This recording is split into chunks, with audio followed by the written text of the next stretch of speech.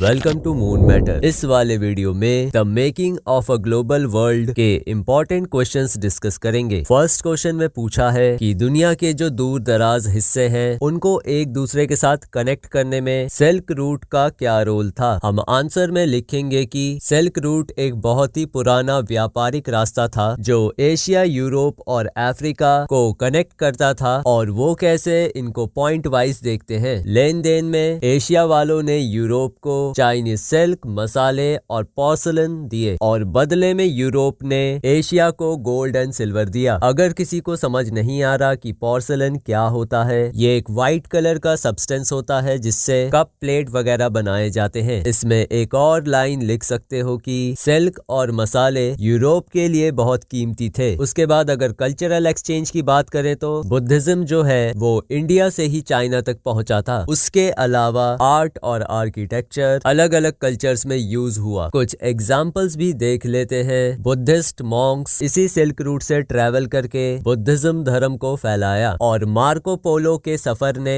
East की संपत्ति और दौलत को दुनिया के सामने रखा। अब नेक्स्ट क्वेश्चन देखते हैं। इसमें पूछा है जो न्यू क्रॉप्स हैं वो जिंदगी और मौत के बीच का डिफरेंस डिसाइड कर सकती है, तो हमें इसमें उसी को एक्सप्लेन करना है कैसे। पहले पोटैटोज के बारे में बताएंगे। आलू जो है वो आयरिश लोगों का स्टेपल डाइट था जो उनके न्यूट्रिशन को पूरा करता था, लेकिन बाद में एक फंगल बीमारी आई पोटैटो ब्लाइट नाम की, जिसने आलू के फसल को नुकसान पहुंचाया और इसकी वजह से लोग भूखे मरने लगे। इसलिए अगर नई टाइप की फसल उगाएंगे तो आलू पर डिपेंडेंसी थोड़ी कम होगी। नए क्रॉप्स जैसे मेज, गेहूं वगैरह उगा सकते हैं। अब वहाँ पर भूखमरी का असर ये हुआ 1 मिलियन से ज्यादा लोग मर गए भूख और बीमारी की वजह से, जिससे हमें ये समझ आता है कि सिर्फ एक क्रॉप पर डिपेंड होना सही नहीं है और न्यू क्रॉप्स हमारे सर्वाइवल के लिए जरूरी है। नेक्स्ट क्वेश्चन में पूछा है कि प्री मॉडर्न टाइम के दौरान बीमारी के ग्लोबल ट्रांसफर की वजह से अंग्रेजों ने अमेरिका पर कैसे कॉलोनाइज किया, तो इसका एक ही जवाब होगा यूरोपियंस अमेरिका में स्मॉल पॉक्स और मीजल्स जैसी बीमारियां लेकर आए। इन लोगों के पास बीमारी से लड़ने के लिए इम्यूनिटी नहीं थी और लोग मरने लगे।